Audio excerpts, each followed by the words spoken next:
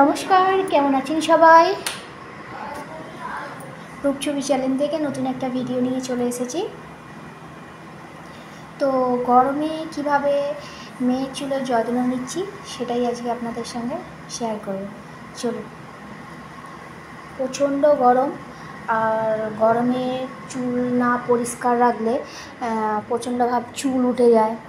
গরমে ঘামে, তারপরে এই ধুলো নোংরাতে চুলটা বেশি ওঠে।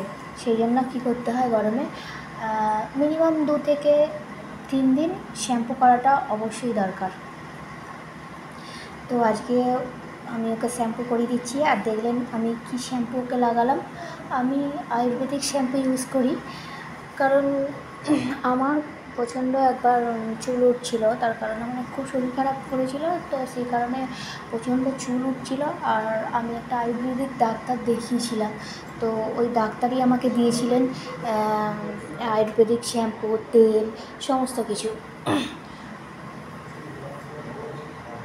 তো আমি ওকেও ওই শ্যাম্পুটাই মাখিয়ে দিই। আর দেখুন আমি ওকে সুন্দর করে শ্যাম্পু লাগিয়ে দিয়ে মাথাটাকে ভালো করে ম্যাসাজ করে দিচ্ছি।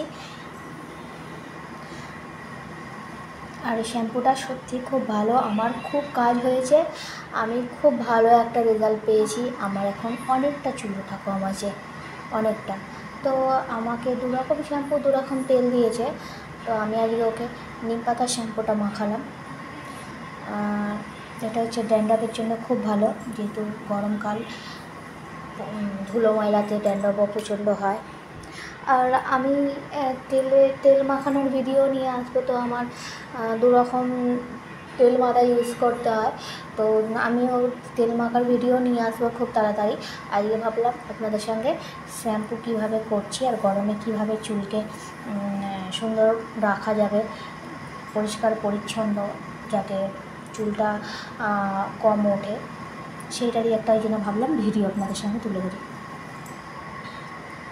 তো আমি ওর চুলটা ভালো করে ধুয়ে দিচ্ছি। আর ও শ্যাম্পু করতে পারে, কিন্তু কী বলুন তো, ছোটো বাচ্চা মেয়ে তো, এত বড় চুল খুব একটা ভালো করে ধুতে পারে না। আমি করব করে বায়না করে, কিন্তু খুব ভালো করে ধুতে পারে না। সেই জন্য আমি করে দিই মাঝে মাঝে। আমার তাড়াহুড়ো থাকলে ও নিজেই আবার করে নেয় মাঝে মাঝে। তা ছোটো হলে কী হবে, নিজের চুল ভালো রকমও ক্যারি করতে পারে।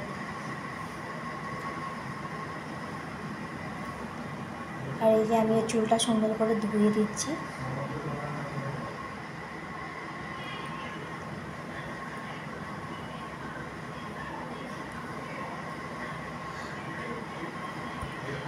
গরমে আমাদের উচিত, সত্যিই আমাদের উচিত চুলকে সবসময় পরিষ্কার পরিচ্ছন্ন রাখা, নয়তো ঘাম হয়ে হয়ে মাথার মধ্যে একদম চুল উঠে যাবে। গরমে মাথার মধ্যে তো প্রচণ্ড ঘাম হয়, আর ঘাম হলে কী হবে, চুলের গোড়া আলগা হতে থাকবে, আর তখনই চুলটা খুব পরিমাণে বেশি উঠে যায়।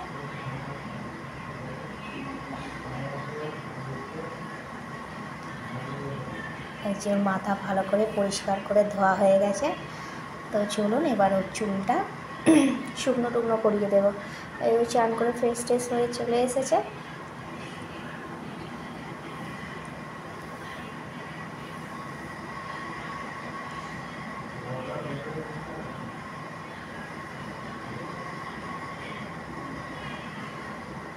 আর আমি তখন ওর চুলটা, ও সুন্দর করে নিজেই এত সুন্দর চুল গোছাতে পারে, নিজের চুল নিজেই সুন্দরভাবে বিনুনি করতে পারে, আঁচড়াতে পারে, মোটামুটি সবই পারে। আমার সত্যি কথা বলতে খুব বেশি ওর পেছনে খাটাখাটি করতে হয় তা নয়, কিন্তু হ্যাঁ আমিও করে দিই।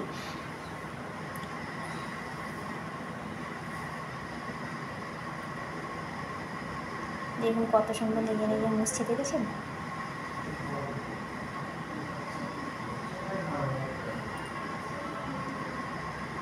আর ভিডিও ভালো লাগলে প্লিজ একটা লাইক করবেন, আর চ্যানেলটা অবশ্যই সাবস্ক্রাইব করবেন। আরও অনেক নতুন ভিডিও আপনাদের কাছে নিয়ে আসবো।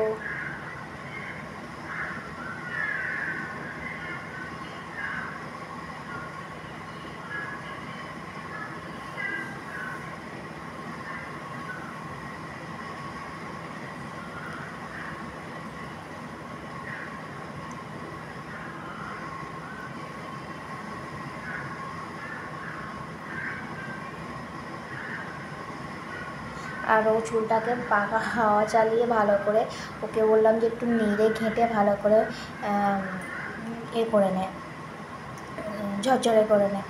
আর আমাকে এই যে সিরামটা দিচ্ছে, বলছে মা আমাকে একটু এবার সিরামটা মাখিয়ে দাও। তো আমরা এই সিরামটাই আমি ইউজ করি। তো ভাবলাম যাই হোক, এবার সিরামটা ওকে মাখিয়ে দিই ভালো করে। সিরামটা ওকে মাখিয়ে দিই। সিরাম তো চুলের পক্ষে অবশ্যই দরকার, চুলটাকে সিল্কি রাখবে। তারপরে চুলটা একটা প্রোটিনও তো দরকার, পুষ্টি দরকার অবশ্যই। আর তার জন্য তো তেল অবশ্যই করে চুলে দিতে হবে, নইলে চুলে ঠিকঠাক পুষ্টি না হলেও তো চুলটা ঝরে যাবে। চুলে তো তেল অবশ্যই দেওয়া দরকার। তো আমি চুলে সিরামটাকে সুন্দর করে লাগিয়ে দিচ্ছি, ভালো করে ম্যাসাজ করে করে লাগিয়ে দিই। যত মাথার মধ্যে ম্যাসাজ করতে পারবে তত আমাদের যে এই যে হচ্ছে রন্ধ্রে রন্ধ্রে যে সিরামটা ঢুকবে, তারপরে কিছু কিছু এই যে রন্ধ্র আমাদের নানান কারণে সব বুঝে যায়, যত ম্যাসাজ করবে সেসব জিনিসগুলো তত খুলে যাবে, আর তত সেসব জায়গাতে প্রচুর পরিমাণে নতুন চুল গজাতে থাকবে। ম্যাসাজ করা ওই জন্য খুব দরকার।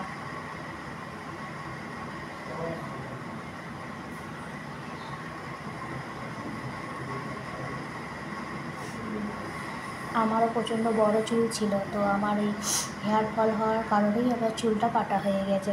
তো আমি এত সুন্দর সিরামটার গন্ধ, আমি বারে বারে চুলটা ধরে গন্ধ নিচ্ছিলাম। আমার খুব ভালো লাগে এই সিরামের গন্ধ, শ্যাম্পুর গন্ধ,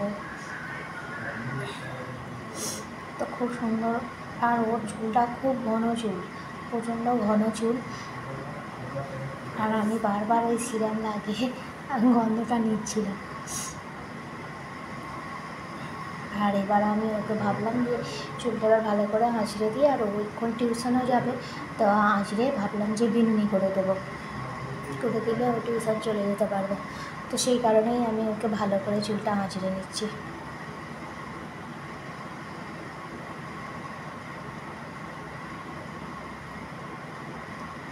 এতটা বড় চুল আমার নিজের মানে লাগে ধরতে, আঁচড়াতে আমার নিজের অসুবিধা, কিন্তু ও বাচ্চা মানুষ হলে কী হবে, ঠিক সুন্দরভাবে নিজের চুলকে নিজে ক্যারি করতে পারে।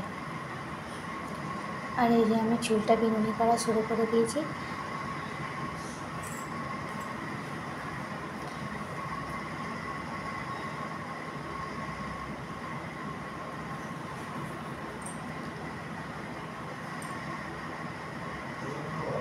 আগে আমাদের কী হতো, আগে আমাদের মা ঠাকুমারা করে দিত, দড়ি দিয়ে চুল সুন্দর করে একটা বিকালবেলা বিনি করে দিল, আমরা সেই নিয়ে সব করতে টরতে চলে যেতাম।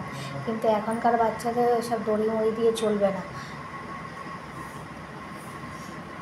বলে না এইরকম বিনুনি করে দেবে, দড়ি টড়ি দিয়ে লাগিও না।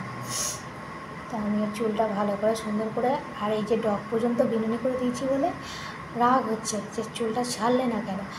ডগটা না গুটিয়ে দিলে চুলের ডগটা তো ঘষা গেঁথে গেঁথে চুলটা নষ্ট হয়ে যাবে, সেটা বোঝে না। তো সেই কারণে আমি ওকে বোঝাচ্ছি যে এই চুলটা যতটা মুড়ে রাখতে পারবি, চুলের ডগটা ঘষা খাবে না, চুলটা সুন্দর থাকবে, সেটা শুনবে না।